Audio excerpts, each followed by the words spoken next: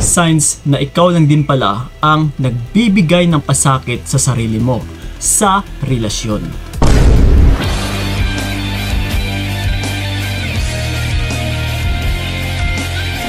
Yon. Ito mga utol, na malaking bagay talaga ito na which is very very important pagdating sa pag-iibigan. Na kung minsan, napapahantong tayo sa nabibigyan ng pasakit, nasasaktan at saka nahihirapan, but unaware din kasi tayo na hindi natin alam na tayo lang din pala yung nagbibigay ng pasakit sa sarili natin. So, doon sa binanggit natin na unaware, ay ito ngayon, i-feed ko sa inyo na maybe tulog ka or bulag ka na hindi mo alam ay ito lang din pala yung rason kung bakit mas lalo kang nahihirapan. So ito ngayon, i-feed ko na sa inyo mga utol, isa-isahin natin para magising ka na rin. Huwag nyo pong baliwalain ito kasi napaka-importanting bagay nito na gano'n na nga, hahantong at saka hahantong ka na ikaw at ikaw lang din yung masasaktan dito. Okay? Ito, isa-isahin natin na yung una sa lahat is niloko ka pero kumakapit ka pa. Yes. Napaka-obvious naman na talagang masasaktan at saka masasaktan ka na lang. Kasi once na niloko ka, is nagpapahiwatig na po ito na wala ngang pagmamahal yung partner mo sa'yo.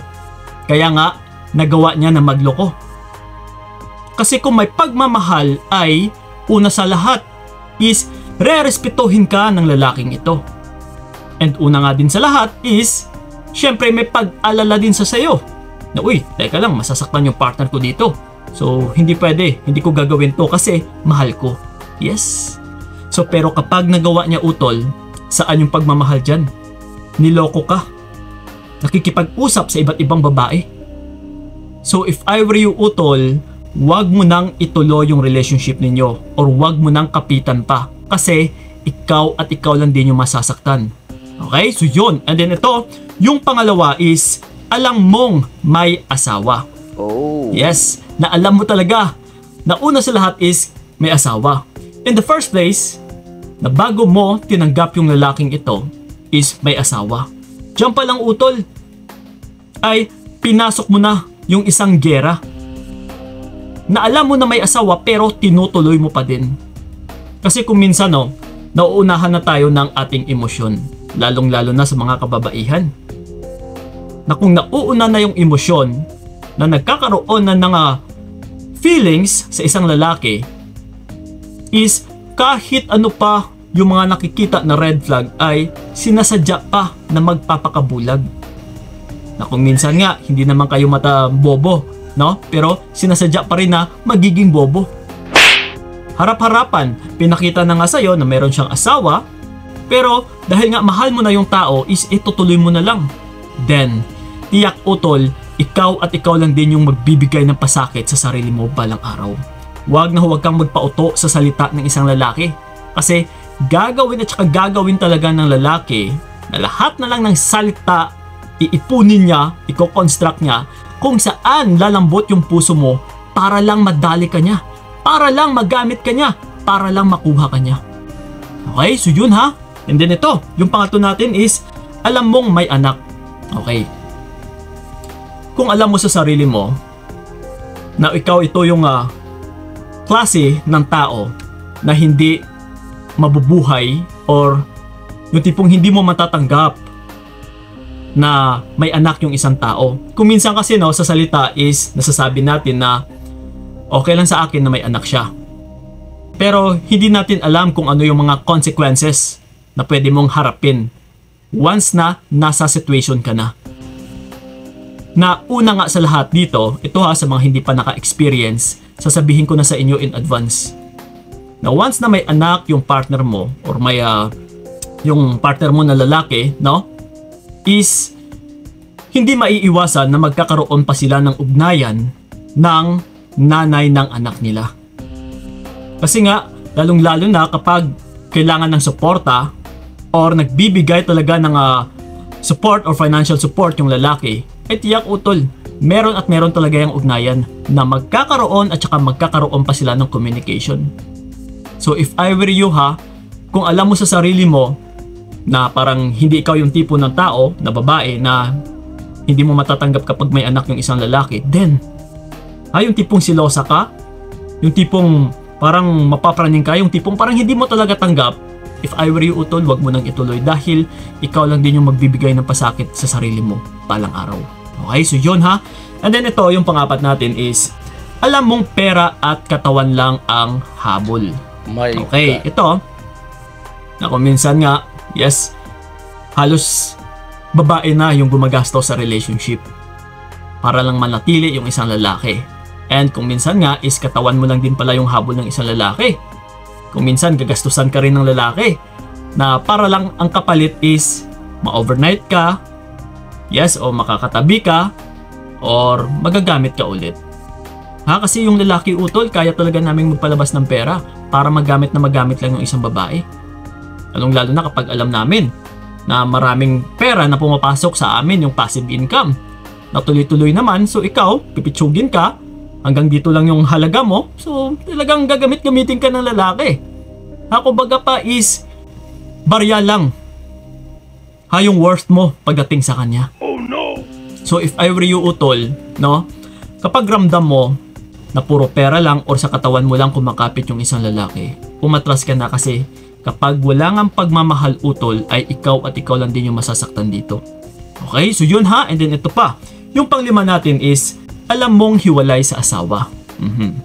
Hindi rin ito magkalayo sa may anak pa na lalaki o may anak na lalaki.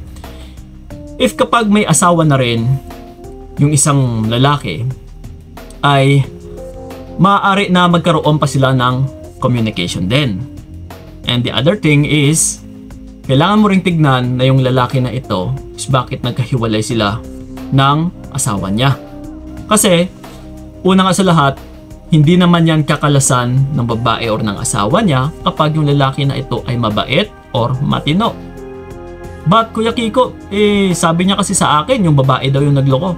Pero ito ha, kayong mga babae, do you think aatrasan nyo yung isang lalaki nang walang karason-rason?